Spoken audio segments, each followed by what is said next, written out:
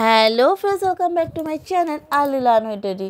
আর বন্ধুরা, কালকে আমি ঢেউয়ের তালে তালে গল্পটির পুরো পড়িয়ে শুনিয়েছিলাম, আর আজকে তার কোয়েশ্চেন আনসার আলোচনা করব। আর বলে রাখি, এটা কিন্তু তৃতীয় শ্রেণীর কিশলয় বই থেকে নেওয়া বা কিশলয় বইয়ের একটি অংশ আজকে আমরা ডিসকাস করব। তাহলে চলো, প্রথম প্রশ্ন কি আছে দেখি। এক কথায় উত্তর দাও। একের এক, অভিযানের লেখকের সঙ্গীর নাম কি? অভিযানের লেখকের সঙ্গীর নাম হলো ডিউক। 2 নাম্বার, অভিযানের নৌকাটির নাম কি? অভিযানের নৌকাটির নাম হচ্ছে অ্যাংরে। 3 নাম্বার, নৌকাটি কোন মহাসাগরের দিকে এগিয়ে যাচ্ছিল? নৌকাটি ভারত মহাসাগরের দিকে এগিয়ে যাচ্ছিল। 4 নম্বর প্রশ্ন, লেখকের অভিযানের গন্তব্যস্থল কোথায় ছিল? লেখকের অভিযানের গন্তব্যস্থল ছিল আন্দামান। 5 নাম্বার, ডিউক হাসতে হাসতে গড়িয়ে পড়েছিল কেন? লেখকরা যখন টিন থেকে রসগোল্লা খাওয়ার পর রসগোল্লার টিনটি জলে ছুঁড়ে ফেলছিল, তখন 2-1 ফোঁটা রস লেখকের গায়ে এসে পড়েছিল। পিঁপড়ে আসবে ভেবে লেখক তাড়াতাড়ি সমুদ্রের জল দিয়ে সেটি ধুচ্ছিল, তাই দেখে ডিউক হাসতে হাসতে গড়িয়ে পড়েছিল, কারণ তারা ছিল মাঝ সমুদ্রে, যেখানে পিঁপড়ে আসার কোনো সম্ভাবনাই থাকে না, তাই সে হাসতে হাসতে গড়িয়ে পড়েছিল। 6 নম্বর প্রশ্ন, দুপুরবেলা মাছের সঙ্গে কার লড়াই হয়েছিল? দুপুরবেলা মাছের সঙ্গে কচ্ছপের লড়াই হয়েছিল। 7 নম্বর, অ্যাংরের চারধারে যে চিড়িয়াখানা তৈরি হয়েছিল তাতে কারা ছিল সবচেয়ে দর্শনীয় বস্তু? তাতে নানা রঙের মাছেরা ছিল সবচেয়ে দর্শনীয় বস্তু। এবার চলে যাই 2 নম্বর প্রশ্নে। 2 নম্বর প্রশ্ন হচ্ছে শূন্যস্থান পূরণ করো। ফার্স্ট হচ্ছে জল কেটে এগিয়ে চলেছে অ্যাংরে, কথাটি হবে অ্যাংরে উত্তরটি। 2 নম্বরে 2 হচ্ছে আজ সকাল থেকে একটা ড্যাশ চলেছে আমাদের পেছনে পেছনে।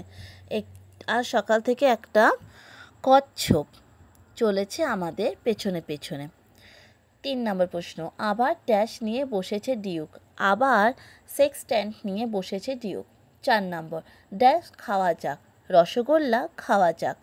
5 নম্বর, পিঁপড়েকে এখানে আসতে হলে প্রায় ড্যাশ মাইল সাঁতরে আসতে হবে। প্রায় 200 মাইল সাঁতরে আসতে হবে, এখানে কিন্তু উত্তর হচ্ছে 200। 6 নম্বর, হঠাৎ আওয়াজ করে ড্যাশ ঝাঁপিয়ে পড়ে জলে। হঠাৎ আওয়াজ করে ডিউক ঝাঁপিয়ে পড়ে জলে, উত্তর হচ্ছে ডিউক। 3 নম্বর, টিকা লেখো। সেক্সট্যান্ট, বন্ধুরা খাতা পেন নিয়ে লেখো অ্যান্সারটা। সেক্সট্যান্ট টিকাটি হচ্ছে যে যন্ত্রের সাহায্যে সূর্য ও অন্যান্য নক্ষত্রের কৌণিক উচ্চতা মাপা হয়, তার নাম হচ্ছে সেক্সট্যান্ট। অভিযাত্রীদের কাছে দিক নির্ণয়ের জন্য এটি একটি অত্যাবশ্যকীয় যন্ত্র, এটুখানি লিখলেই হবে। তারপরে টিকাটি হচ্ছে কৌনজি অ্যাংরে।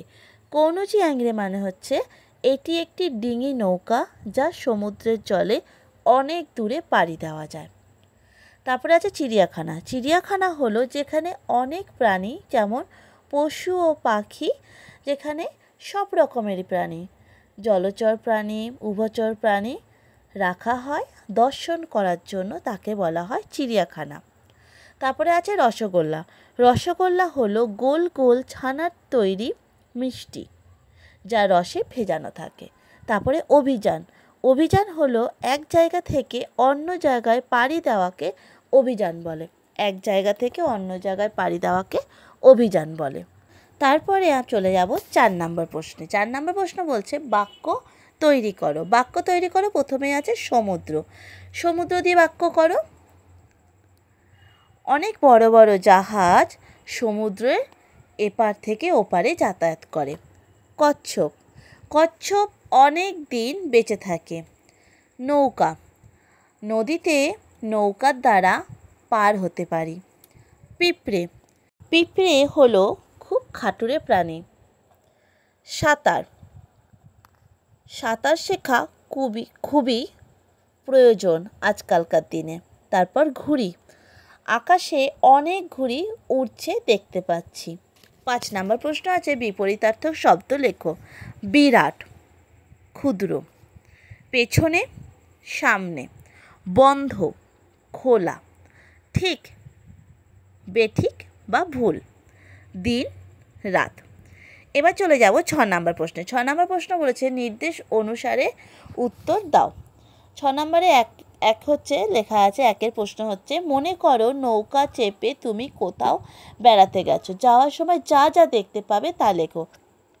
প্রথমত নৌকায় চেপে আমরা যাওয়ার সময় পাড় দেখতে পাবো, যেখানে রাশি রাশি বাড়ি থাকবে, গাছপালা থাকবে, জমি দেখতে পাবো এবং নদীর জলে আমরা মাছ দেখতে পাবো। 2 নম্বর প্রশ্ন, ভারতবর্ষের মানচিত্রে আন্দামান নিকোবর দ্বীপপুঞ্জ, কলকাতা, বঙ্গোপসাগর, ভারত মহাসাগর এদের অবস্থান শিক্ষক শিক্ষিকা। দেখো বন্ধুরা, এখানে মোটামুটি যা যা আছে সেখানে তোমাদের সেরকম কিছু কোশ্চেন প্রয়োজন নেই। এখানে 6-এর যে 3-এর প্রথম প্রশ্নটা আছে, অভিযান কাকে বলে, সেটা আমি তোমাদের আগেও বলেছি, তার উত্তরটা আরেকবার বলে দিচ্ছি। এক জায়গা থেকে অন্য জায়গায় পাড়ি দেওয়ারকেই বলা হয় অভিযান। আর আছে 4 নম্বর প্রশ্ন, 5টি সামুদ্রিক প্রাণীর নাম লেখো। সমুদ্রে থাকা প্রাণীর নাম, সমুদ্রে থাকা প্রাণীর নামগুলো তোমরা জানো, সেগুলো হচ্ছে, বলো বন্ধুরা, সমুদ্রে থাকা প্রাণী প্রথমই হচ্ছে তিমি, দ্বিতীয় হচ্ছে স্টারফিশ, তৃতীয় হচ্ছে কচ্ছপ, চতুর্থ হচ্ছে সামুদ্রিক মাছ, আর 5 নম্বর হচ্ছে জেলিফিশ। এগুলো সবই সামুদ্রিক ফিশ। তাহলে বন্ধুরা, আজকে তো আমরা ঢেউয়ের তালে তালে গল্পটি সমস্ত কোশ্চেন অ্যান্সার সলভ করে নিলাম। আজকের মতো এতটুকুই থাকলো, কালকে আবার দেখা হবে নতুন কোনো চ্যাপ্টারের সাথে। টাটা, বাই বাই বন্ধুরা। ভিডিও ভালো লাগলে লাইক করো, আর যারা এখনও সাবস্ক্রাইব করো দয়া করে সাবস্ক্রাইব করো আর সাথে থেকো। টাটা, বাই বাই বন্ধুরা।